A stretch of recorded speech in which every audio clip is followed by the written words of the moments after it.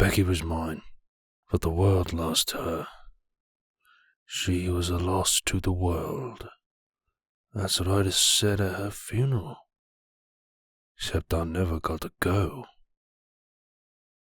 At the moment, your wife died of internal hemorrhaging brought on by a miscarriage. Neither of you knew she was pregnant. You're currently in deep shock. You've been sedated for your own protection, but that can change. You can have killed her.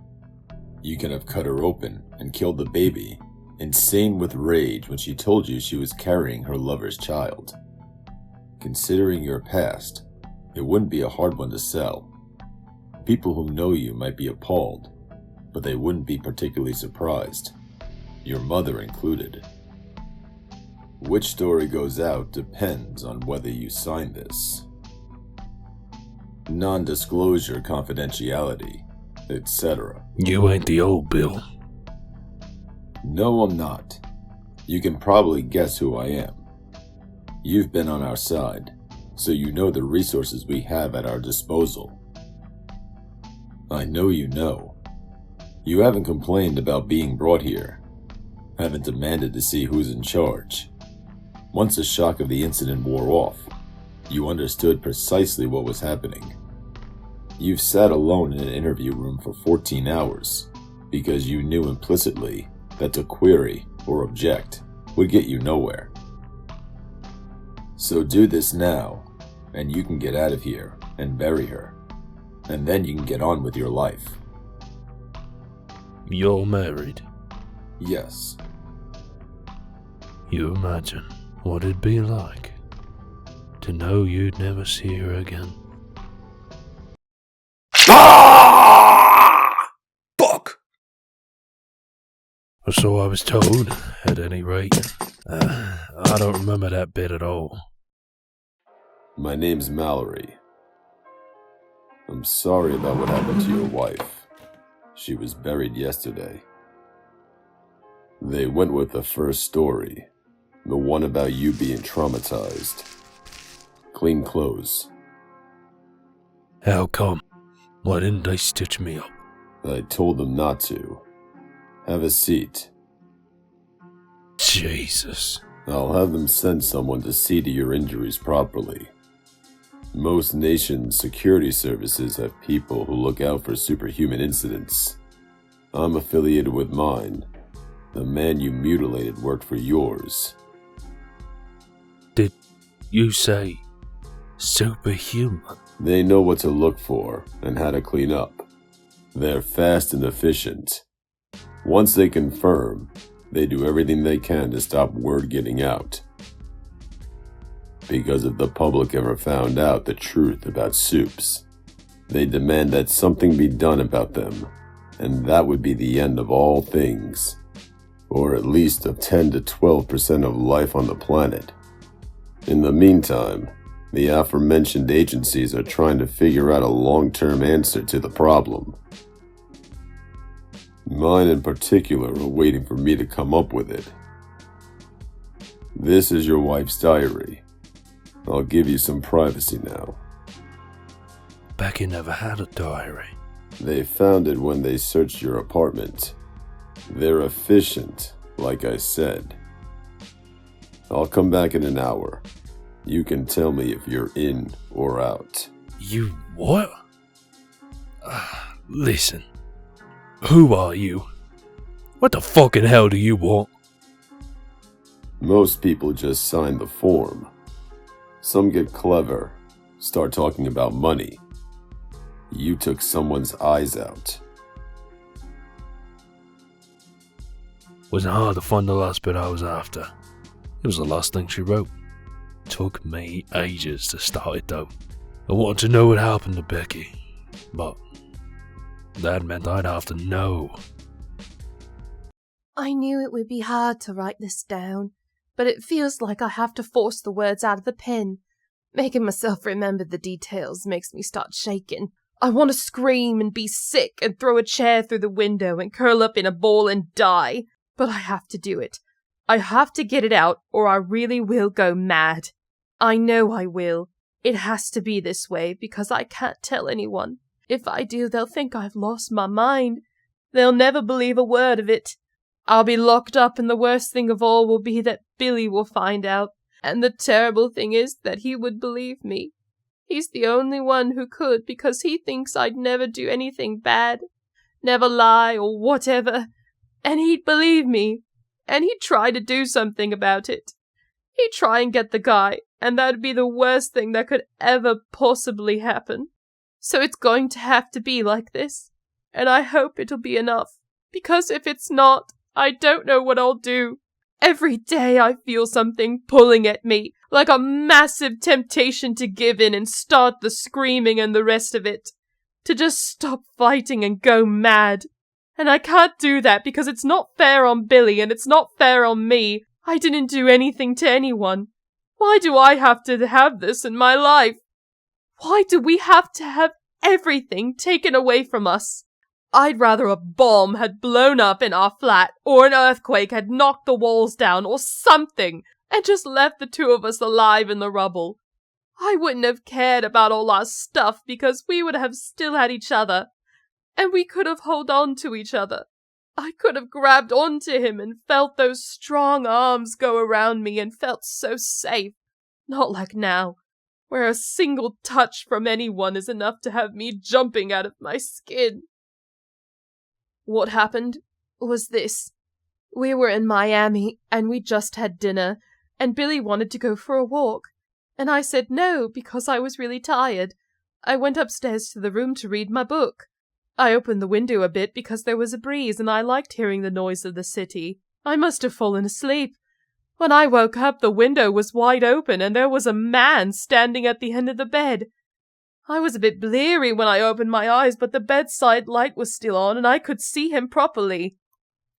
He was really tall, taller than anyone I've ever seen, and really big, and he was wearing an outfit with a cloak and a big plastic eagle thing on one shoulder, and I thought it had to be a dream. Then I remembered I'd seen him before. He was one of the superhero people we saw on the beach. And then I was sure I was dreaming. But it was real, and I knew I wasn't. He was smiling at me.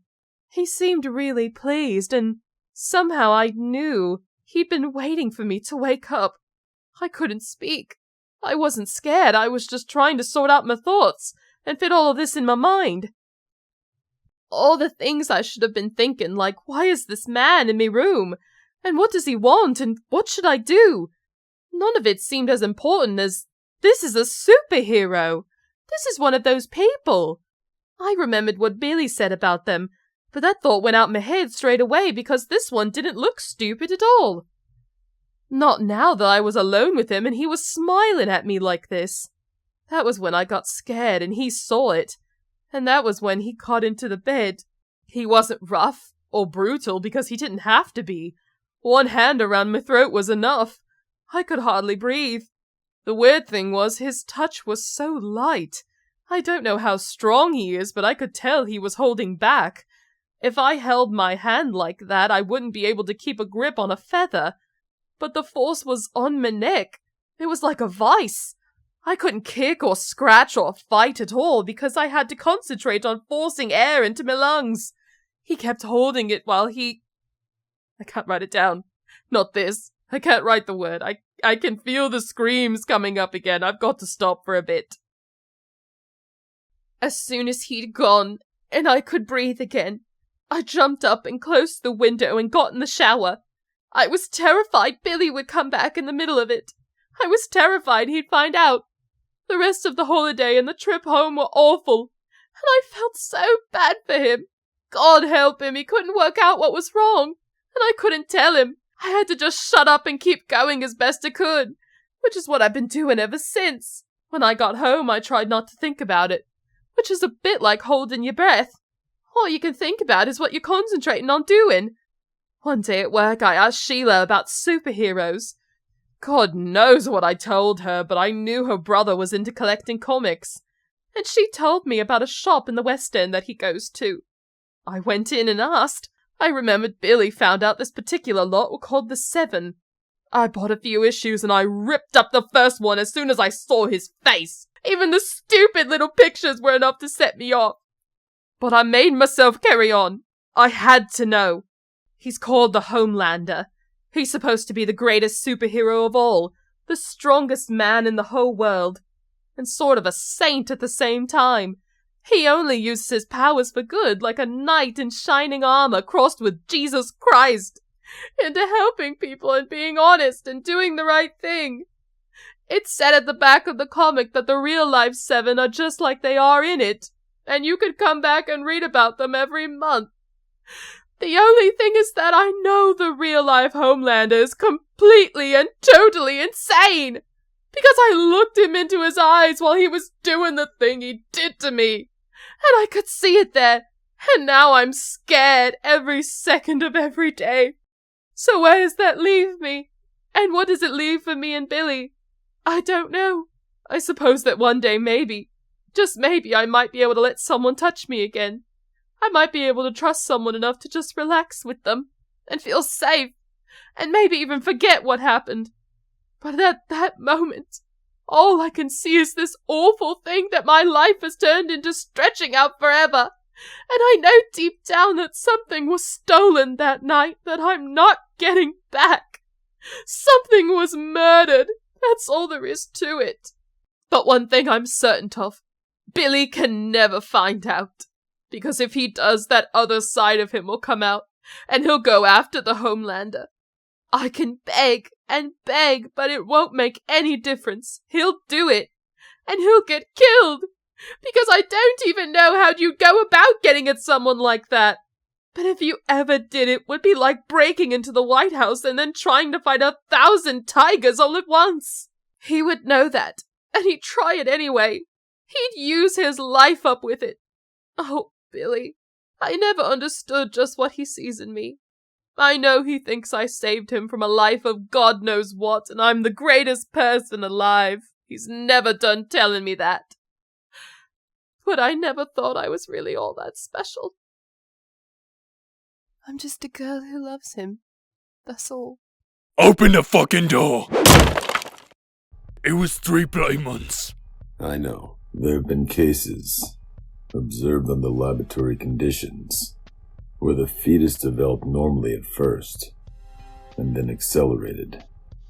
Most obviously in terms of... Do you want to hear this? Just keep fucking talking. In terms of size, superhuman potential is determined by a compound known as V, and it can be extremely unstable, introduced into a normal human reproductive system. Fuck! If you go straight at him, he'll kill you. That'll solve all your problems, but it'll mean her death remains unavenged. But if you have the discipline to wait and learn and do the job I want you to do, then I'll give him to you on a plate. How the fuck could I do that? I'll show you. It'll take a long time to set up. What I have in mind is barely even a blueprint at this point. We're talking years, maybe even decades. But if you trust me now, I'll show you how to draw them right into your sights, so that when you do go, it's a kill shot. Guaranteed. Oh man. First, you qualify. Money and passport. You've been an American citizen since this morning. You didn't waste my time, so why should I waste his? Didn't bother stating the obvious, like this was black budget, need to know. Wanking off to the sound of his own voice. It's just something you get used to with officers. All in all, you look like you fucking meant it. I want you to go into that house and kill everyone you find. Old friend of yours in the trunk.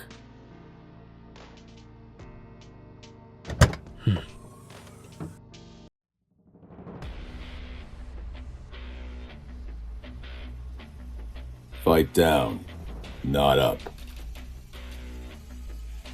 Been on a hill or two in your time.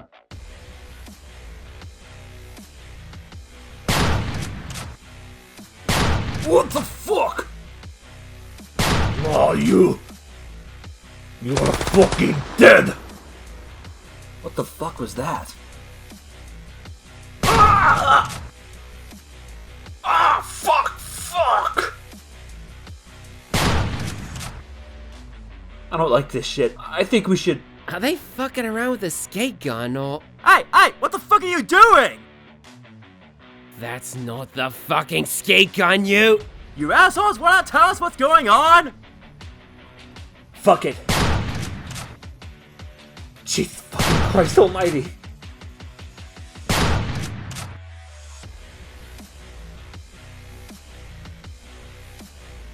Jesus.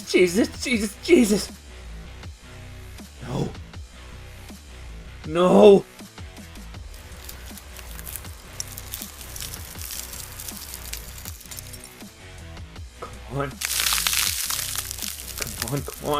Come on. God. What the fuck you doing? Know who we are. Know what you've done.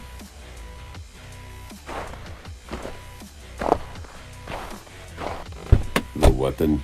Left it in there. Pick up the casings? Nah. I was just gonna burn the place to the ground.